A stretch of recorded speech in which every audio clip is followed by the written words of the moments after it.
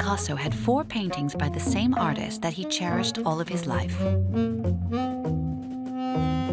He regularly compared his own work to those very special paintings. In 1908, Picasso took a double-exposed photograph of that artist in his studio, as if he were trying to capture, through this image, one of the biggest mysteries in the history of art, the life and work of the self-taught painter Henri Rousseau, known as Le Douanier, the customs officer. Henri Rousseau is best known for his jungles, with their atmosphere of childish dreamscapes. But his work, dating from the early 20th century, may not be as simple as it seems.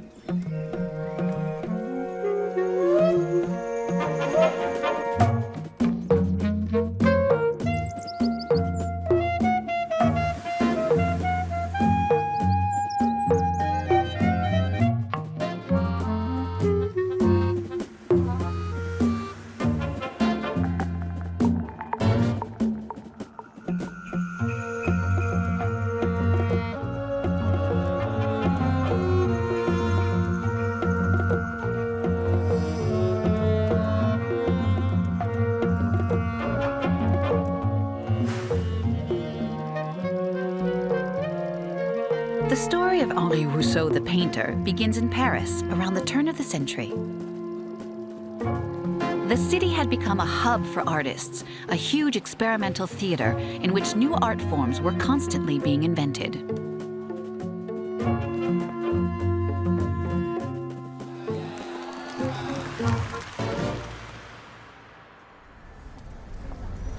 It would, however, be difficult to find in the Paris of today any traces of what the city was like during that time.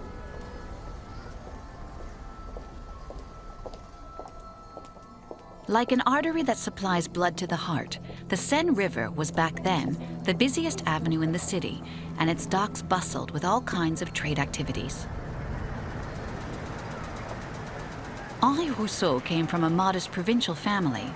In 1868, at the age of 20, he moved to Paris and began working as a clerk in the customs office, which registered the constant flow of goods coming into the city by river. That was how he came to be called, with affection as well as amusement, Le Douanier, the customs officer.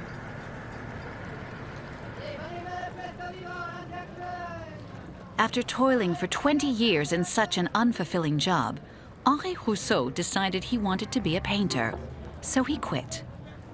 From then on, his only sustenance would be his fierce desire for recognition. He set up a small studio near the Montparnasse neighborhood in Paris. Although he was just starting out, he sent his biography to a publisher. It was never published, but in it he wrote, Henri Rousseau, painter, born in Laval in 1844. Due to his parents' lack of wealth, he was forced to take up a career that was different from the one to which his artistic tastes aspired. After much trial and tribulation, he succeeded in making a name for himself amongst the many artists around him. He has continued to perfect the original style which he has espoused, and is fast becoming one of our best realist painters.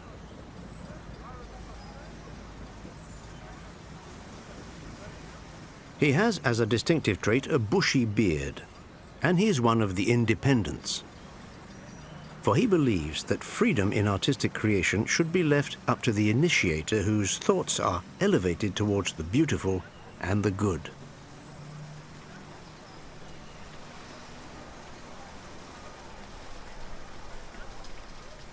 In 1890, at the very beginning of his artistic career, Henri Rousseau painted a portrait of himself which includes everything: his personality, his art, and his dreams of glory. In this painting, entitled Myself, Portrait Landscape, the former customs officer portrays himself as he would like to be seen, as a self-assured painter who is a master of his art. He now towers over the quays of the Seine and his former sentry post at the customs house.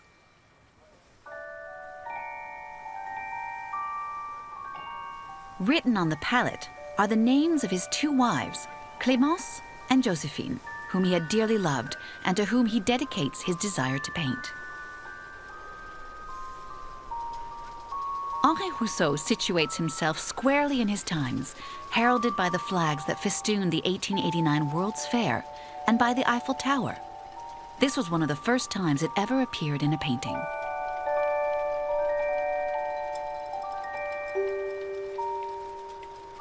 His artistic skills, however, still needed to be perfected. To his regret, he was unable to draw his feet and put them into perspective, and as a result, he seems to be rising up over Paris like a hot air balloon.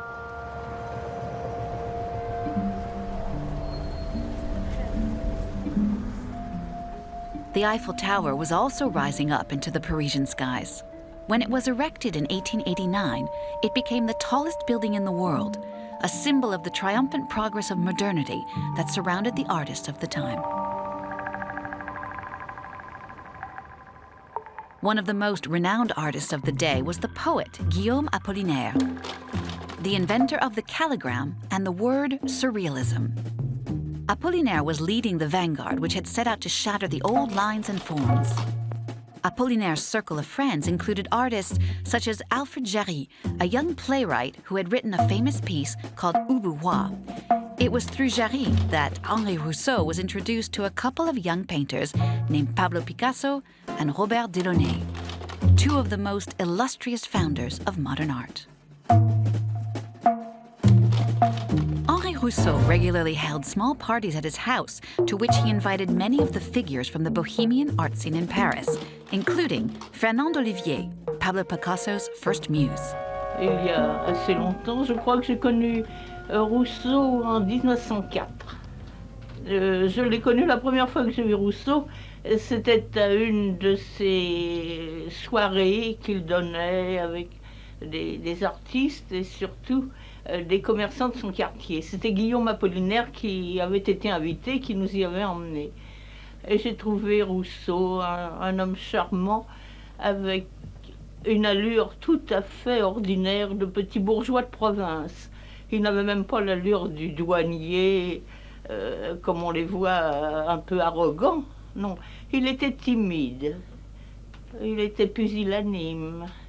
Il avait confiance cependant en lui, une très grande confiance en son travail. Il aimait la peinture par-dessus tout.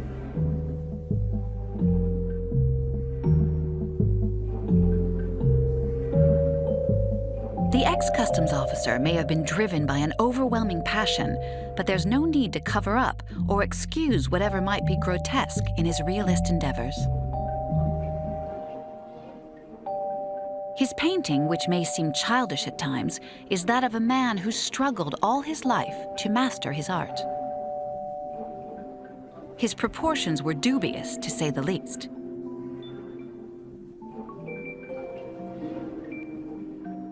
He had trouble situating his bodies spatially. Awkward details and features. Henri Rousseau's painting seems at first glance to be very simplistic, and for a long time, the only adjective that was applied to it was naive.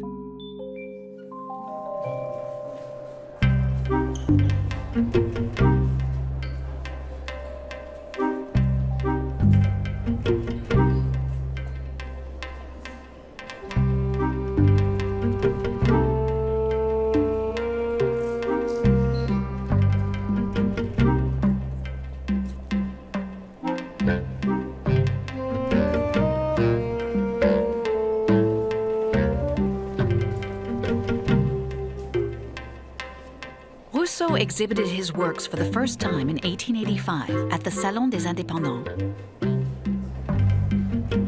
The new independent exhibition founded by Signac, Seurat, and Redon, which had no selection jury and gave no awards, accepted all of the new trends in painting. Rousseau's entries raised a lot of laughter, which is what would happen every time he exhibited his works.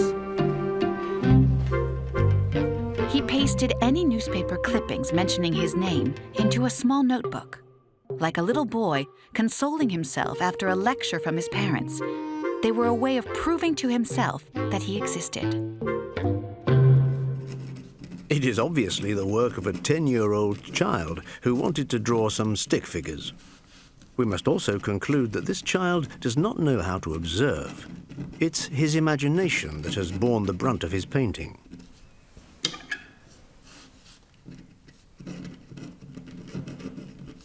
This is for the eminent landscape artist Rousseau, whose paintings resemble the kind of doodling we delighted in at the age of 6, when a non-toxic box of paints was given to us by a most indulgent mother.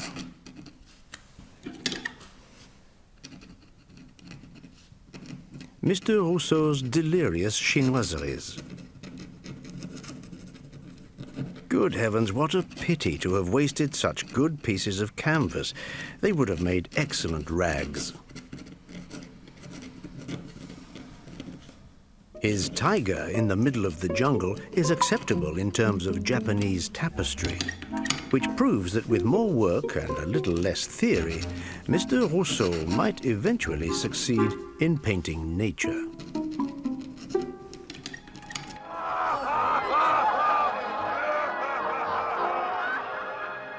Few artists have ever been more derided during their lifetime than Henri Rousseau, and few men have ever faced the taunts and insults that were showered upon them with a calmer mien. This courteous old man always had the same serene attitude, and by a happy trait of character preferred to see in the mockery itself the interest that even the most malicious tongues were obliged to take in his work.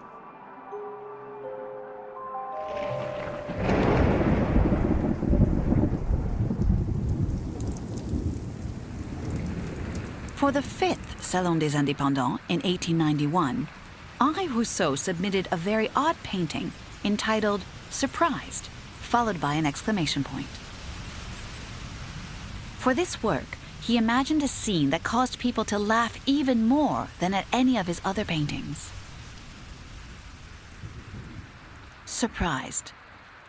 The painting is indeed an impassioned allegory of the astonishment caused by this autodidactic painter, reflecting the viewer's own stunned gaze, which, like that of the startled tiger in the storm, is unable to understand the art which is right in front of its eyes.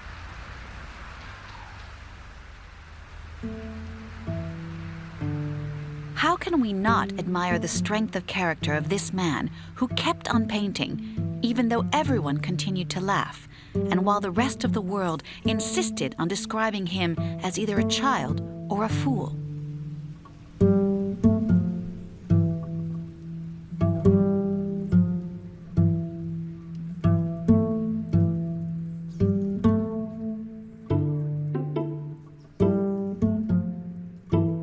Douanier was aware of his strengths.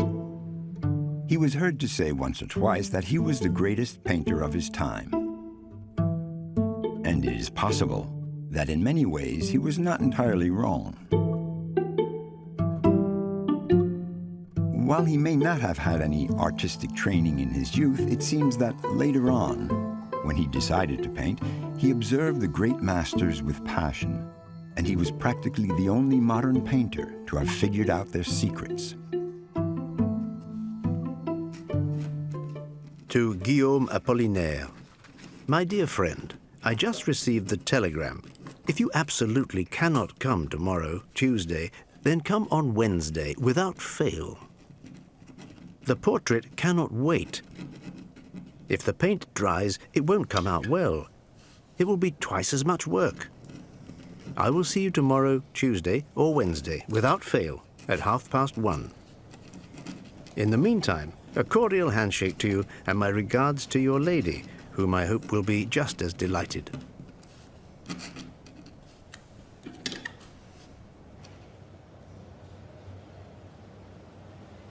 Le Douanier did my portrait twice for a painting entitled The Muse Inspiring the Poet. Some people found the work touching, others thought it bordered on the grotesque, but as far as the resemblance was concerned, everyone was in agreement. There was none. As for myself, I was astounded. Since this portrait did not resemble me, how could it be that people recognized me? In fact, I'm willing to concede that the resemblance in this portrait was so striking and so new that it stunned those who, in spite of themselves, realized it, but did not want to believe it. And that painting, which he had mulled over for so long, was almost perfect. Le Douanier had finished pleating my muse's magnificent dress. He had finished the black tint of my jacket, that black that Gauguin had called inimitable.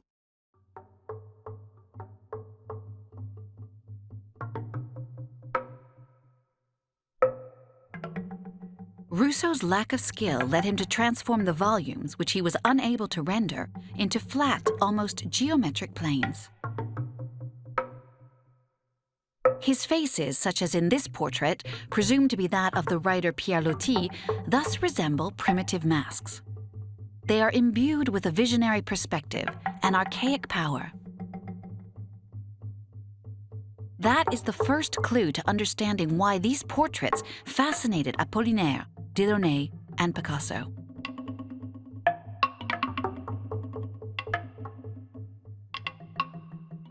What they saw in Rousseau's forms, which are in fact more sophisticated than childlike, was the revival of a lost art.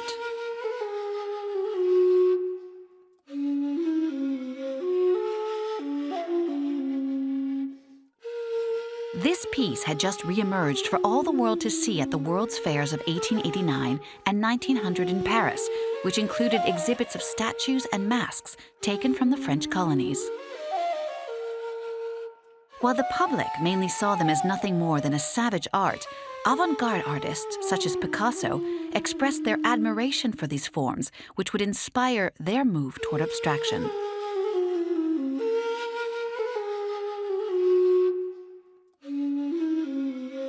And when they first saw Henri Rousseau's faces, which they described as primitive, they were reminded of this art.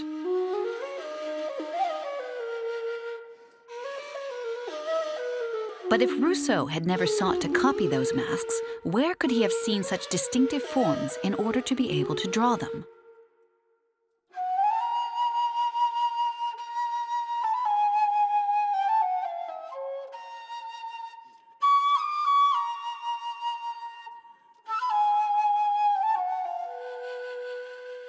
We must go back to the earliest images in the painter's life, those that are instilled forever in the artist's unconscious. Henri Rousseau grew up in Laval, a small town on the road between Paris and Brittany.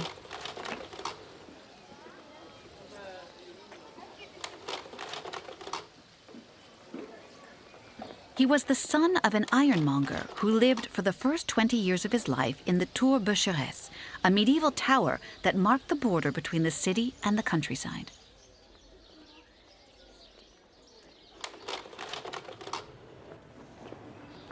This childhood home must have inspired young Henri's wild imagination and created in him the idea of a different world, one that might lie on the border between the real world and the world of dreams.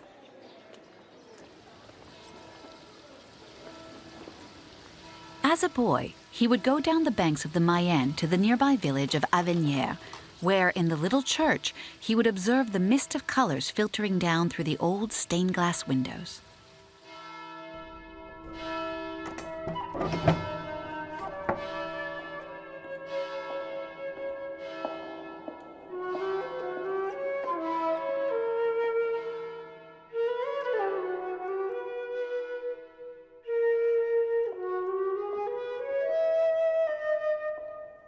Dating back to the Middle Ages, this church still retains some of its beauty from the past. The saints and lions around the top of the columns in the choir evoke the age of symbolic art, an art in which, as in Rousseau's paintings, the forms do not have to be exact in order to convince us that they are real.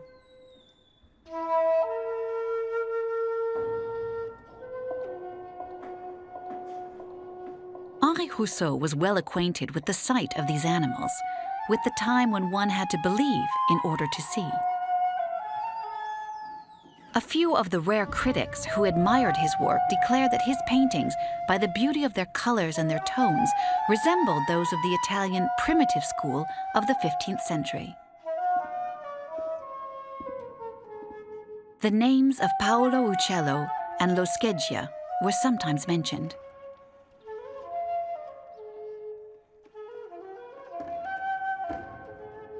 Rousseau comes to us directly with a fresh, pure vision. And directly in one fell swoop, he finds that truth that had been lost to us since the time of the primitives. That is the real meaning of Rousseau's work. We have proof that he frequently visited the Louvre. It's easy to see how his strong pictorial disposition, coming into direct contact with the masters, was able from the outset to recover that lost sense of tradition, a result the Impressionists thought they could find through their anarchical activity. The Impressionists must indeed have found the suburban scenes painted by Henri Rousseau to be quite strange. Without any stylizing effects, he bluntly depicts a simple and rather melancholy world. The vision he brings to these paintings is almost photographic and filled with wonder at the radical changes in the landscape and the prodigious inventions of the time. To the average person, those inventions, like Rousseau's suburban paintings, must have seemed quite useless or even silly.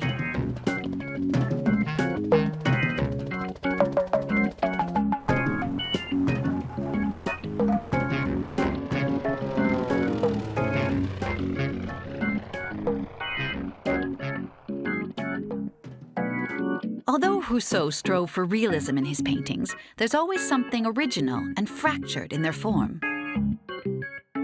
Through sheer obstinacy, he's able to combine within a single frame, as he does in The Football Players or Father Junier's Carriage, all of his flaws with his brilliant talent for composition.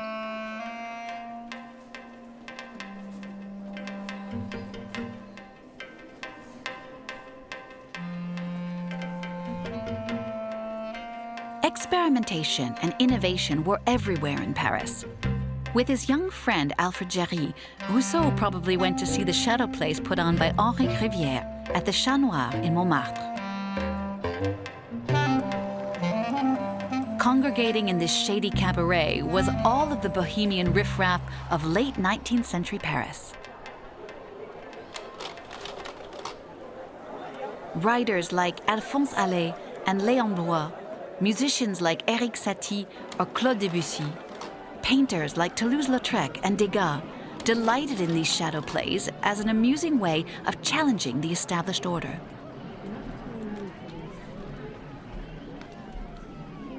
At times, there's a rather surprising resemblance between Henri Rousseau's paintings and these scenes filled with silhouettes and one-dimensional props.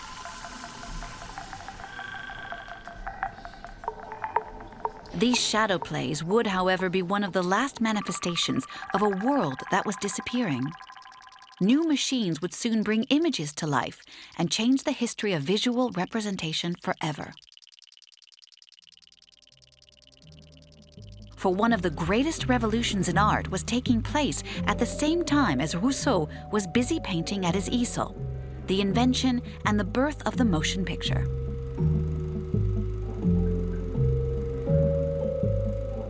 In one of the first films made by Edison in 1900 during the World's Fair in Paris, the moving image, together with the framing and tracking shots, already contained all of the techniques of modern filmmaking. The real world was now being shown to fascinated viewers on a silver screen.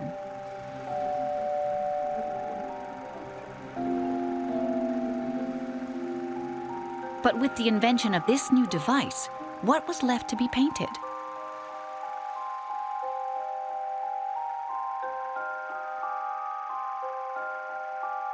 The truth now had to be sought in what could not be seen, in madness, in dreams, in nightmares.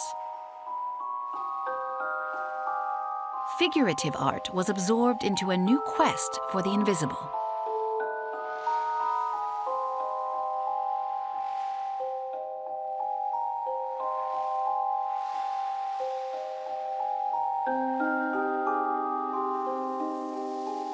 Those who knew Rousseau remember the penchant he had for ghosts. He came across them everywhere, and one of them had tormented him for over a year when he worked at the customs office. On several occasions, Rousseau tried to shoot it with a gun, but a ghost can no longer die. And if he tried to catch it, the specter would crash into the ground and then reappear somewhere else. Rousseau had such a strong sense of reality that when he painted a fantastical subject, he would sometimes become afraid and tremble. And then he would have to go and open a window.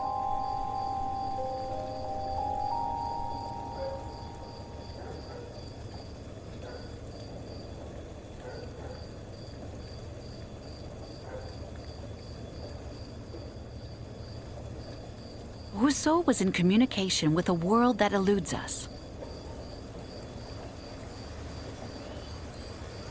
The moon's light is as bright as daylight.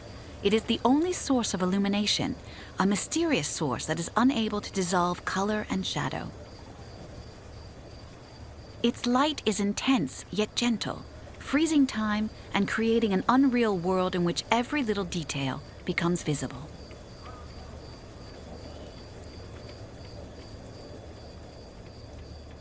That many of Henri Rousseau's compositions have the moon as their only source of light is probably not a coincidence.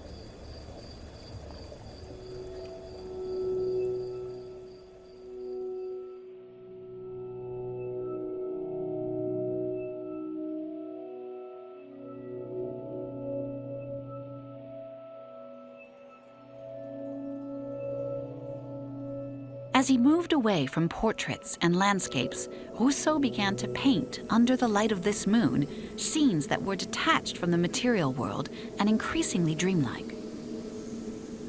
Seeing this painting, entitled The Sleeping Gypsy 30 years later, Tristan Tzara and André Breton, the founders of Surrealism, declared it to be one of the sources of their movement.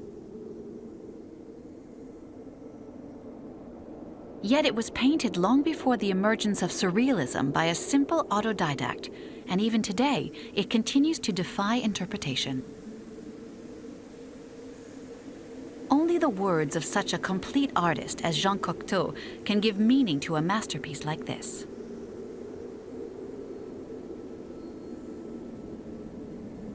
We are in the desert. The lion and the river are perhaps the dream of the sleeping woman. How peaceful. The mystery thinks it is alone and denudes itself. The gypsy is sleeping. Her eyes are closed. Could I depict this immobile figure who is flowing, this river of oblivion? I think of Egypt, able to keep its eyes open in death, like divers under the sea. Moreover, there may indeed be a reason why the painter, who never left out any little detail, did not put any footprints in the sand around the sleeping feet. The gypsy did not come here. She is here. She is not here. She is not in any human place. With this painting, Rousseau's legacy to art and art history would be tremendous. De Chirico, Dali, and Buñuel would all see it as a manifesto that is telling us to simultaneously question how we see and to sharpen our eyes.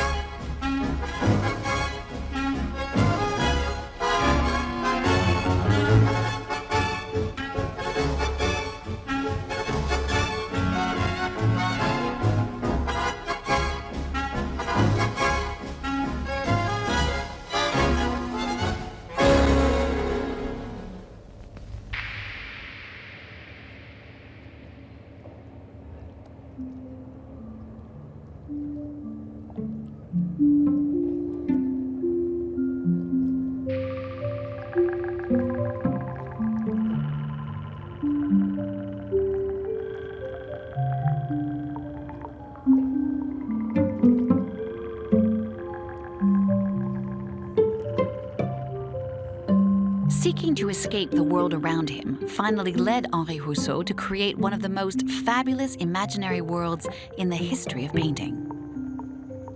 In reality, he never went to Mexico, as he sometimes claimed. was just a story he told, which was taken up by Apollinaire. Henri Rousseau doesn't paint jungles, he paints dreams of jungles. He doesn't depict forests, but rather forests seen in his imagination. The more he explored, the deeper he delved into the labyrinth of the human soul.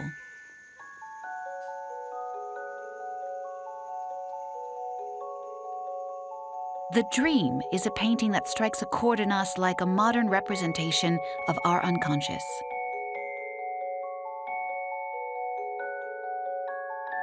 At the same time as Freud was creating his theory of psychoanalysis in Vienna, Rousseau, the former toll collector, was creating a vision of a naked woman lying on a sofa in the middle of a jungle he had never seen.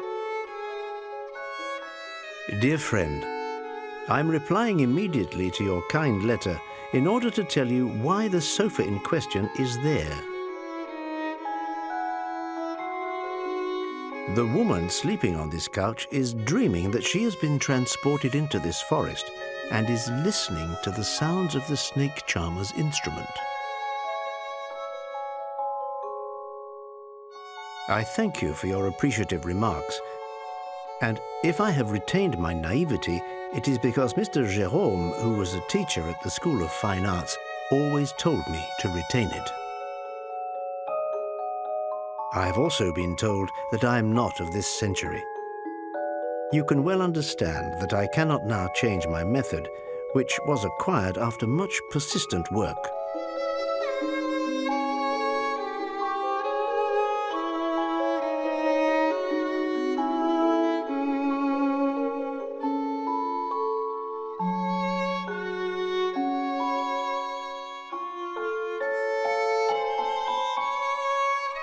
Here, Rousseau is presenting a fanciful and secular interpretation of the myth of the Garden of Eden.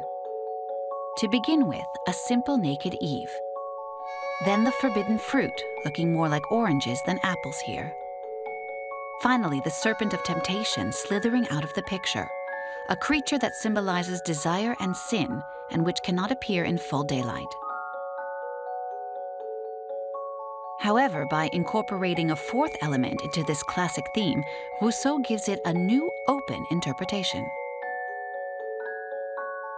In the background, practically unseen at first glance, is an enigmatic snake charmer who's playing an instrument that embodies the power of art. It is able to drive out the serpent and bring paradise back to its original purity. The central character in the painting is in fact this secret shadowy figure who symbolizes our unconscious and the mysterious power of creation.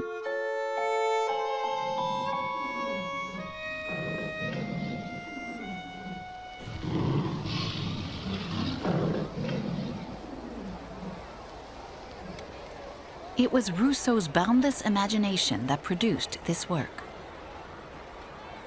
He had never left Paris, but drew his inspiration from a book of wild animals published by the Galerie Lafayette, which he sometimes copied directly.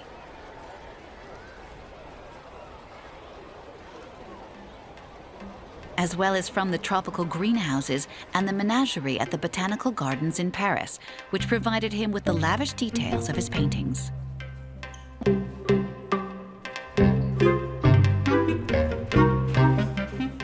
And yet, if we take the time to contemplate his work, there's something that seems to defy any explanation. Henri Rousseau had a memory, it seems, of an extremely archaic place, of a sort of animal fear, of a land in which monkeys end up taking the place of the painter.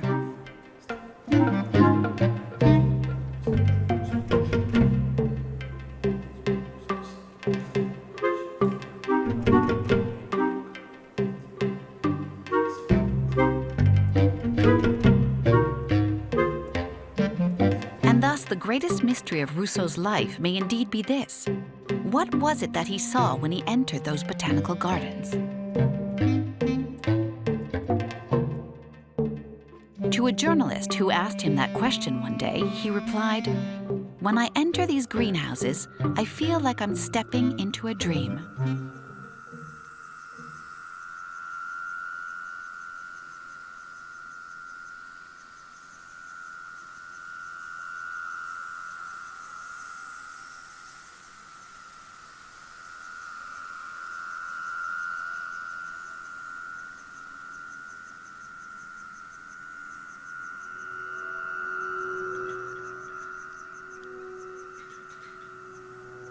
If it is an exotic landscape, everything is thought out, premeditated.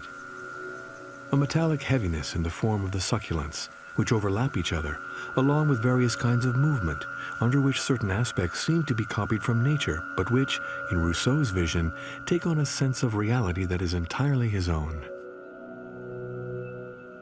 Interrelationships that are unknown in painting, a diversity of colors at their purest, thick, cold greens, fleshy yellow greens, flowering cactuses, the simple plants of our lands that take on the size of trees in the lands of the sun, in which everything in nature is enormous.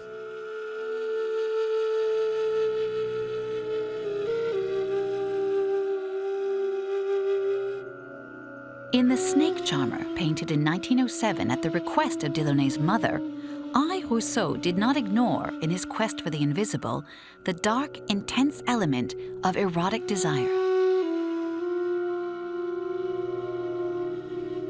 A force that can only be controlled through true art.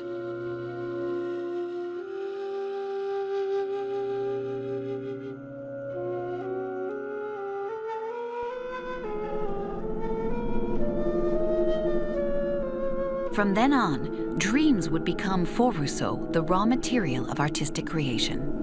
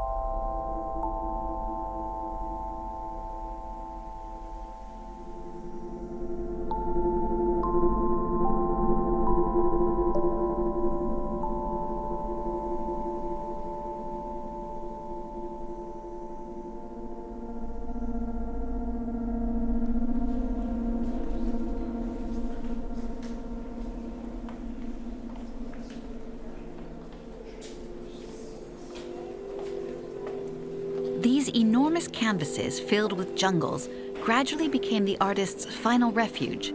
He put everything he had into them. Although living in poverty, he invested them with his burning desire for recognition. In these forests, we often find the same motif, that of a wild, hungry beast of prey.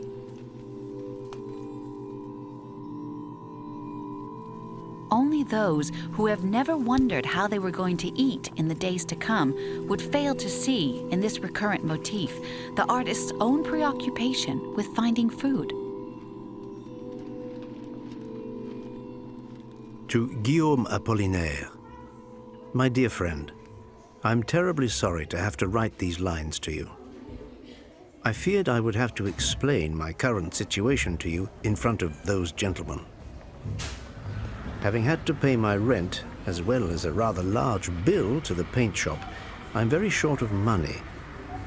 And for tonight, all I have is 15 cents for supper. It's true that I have my pension. How could I do without it? I have not, unfortunately, been able to put any money aside. And when I'm working on a painting that takes me 2 or 3 months to finish, I have to live, to put in my time, and to provide for my materials. Until I have the pleasure of seeing you again, a cordial handshake to you. My regards to your muse. Your friend, who is counting on you, Henri Rousseau.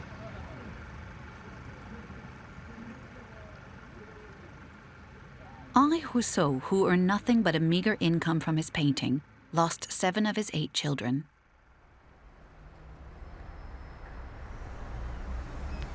Times were difficult, and some of the greatest artists of the day decided in 1908 to pay tribute to the self-taught painter from Laval. At 64, he had only 2 more years to live.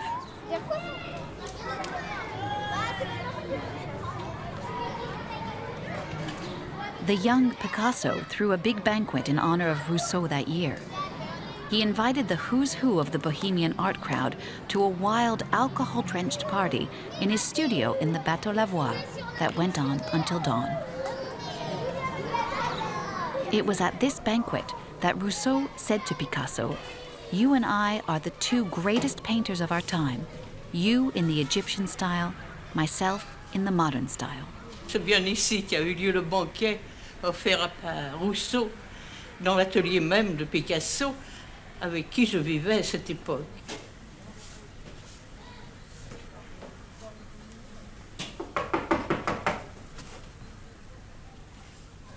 Pourquoi frappez-vous à cette porte?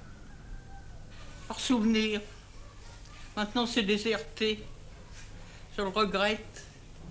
J'aimerais mieux que ce soit Picasso qui vienne m'ouvrir. Vous avez habité là? J'ai habité là environ de 1901 ou 2 jusqu'à 1910.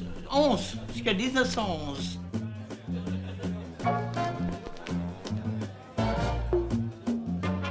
Il y avait beaucoup de monde. Il y avait d'abord tous les amis, Salmon, Apollinaire, Kremnitz, Jean Gris, Max Jacob, et puis Gertrude Stein.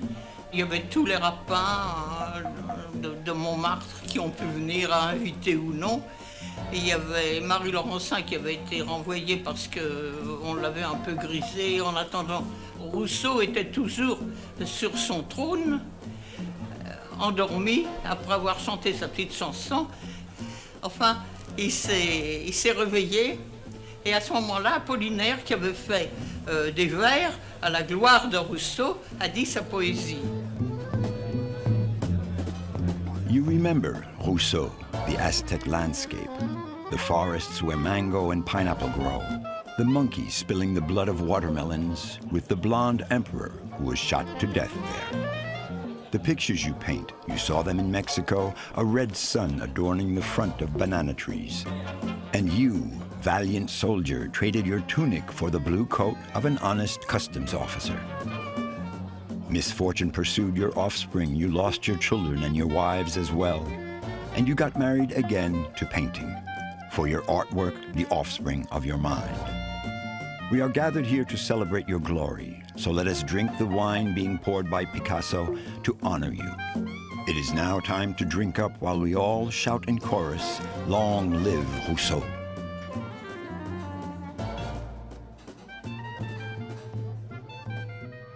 Every day we discover in Rousseau different relationships between humanity and the universe. We discover nature through Rousseau. This aspect of Rousseau was completely disregarded by the ignorant and malicious critics of his time. Only a few rare painters came to understand, little by little, the real value of his work and the impact it would have.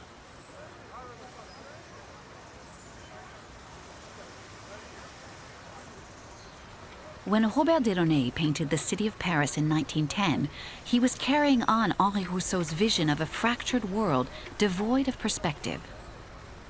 The former customs officer, on his deathbed, would wonder why his friend had broken up the Eiffel Tower in his painting. But Robert Delaunay was not the only one who felt that Rousseau would go on to hold a very special place in art history. In 1936, the founder of the Museum of Modern Art in New York, Alfred H. Barr, organized a big exhibition devoted to modern art.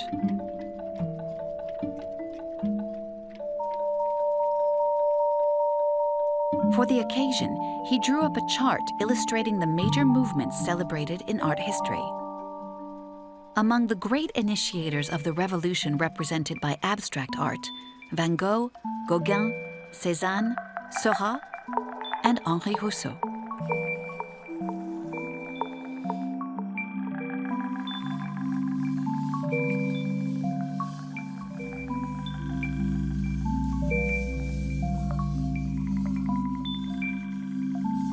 By shattering the codes of reality, Rousseau's compositions were visionary in many ways. they would influence painters like Kandinsky, who was fascinated by Rousseau's colors and his abstract world. In 1912, Kandinsky wrote in the Blue Rider Almanac, Henri Rousseau opened up the way for new possibilities in simplicity. At present, this aspect of his complex talent is the most important for us.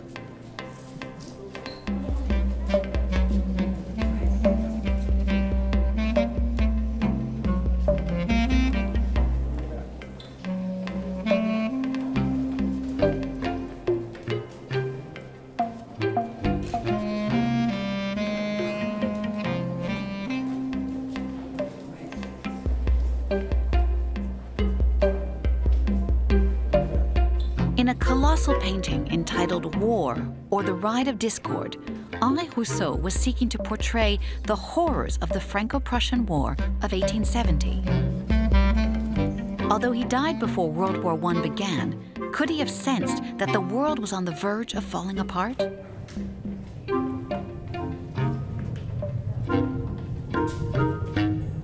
If this painting is indeed thoroughly modern, it is not only because of its subject.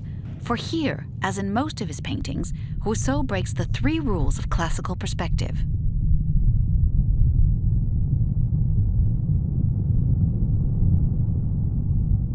As we move away from the main subject, the details do not become less precise, as they should do. They do not get smaller in size, and the colors in the background do not become duller.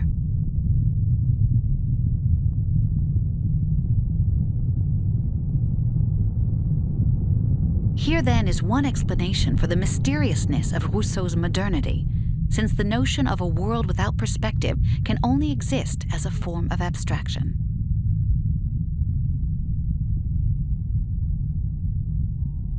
When we see this bristly horse and the brandished torch, how can we not think of Guernica, which would be painted 40 years later by Picasso? He must have recalled seeing that very same image in every little detail somewhere.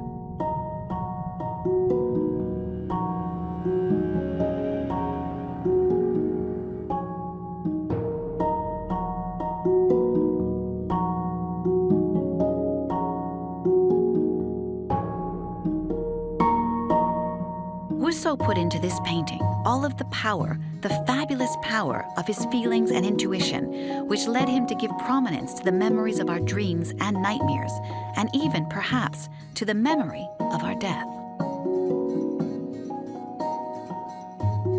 Rousseau's life was clear and simple, and it did not appear to be any different at first from the anonymous masses of the petty bourgeoisie and the small shopkeepers of the suburbs.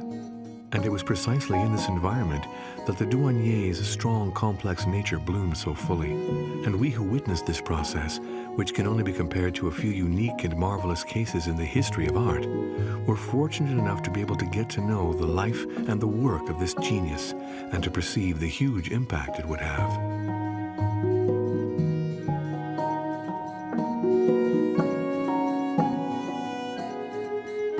What fascinates us so much about Rousseau may ultimately have less to do with his portraits, his landscapes, or his forests than with what his imagination and innocence tell us about our own hidden worlds, and by extension, our own fragile nature. In his fierce determination to paint a world that does not exist, Rousseau, in fact, seems to be telling us this: only art of the truest kind will enable us to survive our own death. Only true art can unite over time the souls of those who have passed away. It is only the memory of our childhood wonder that will make that invisible world available to us.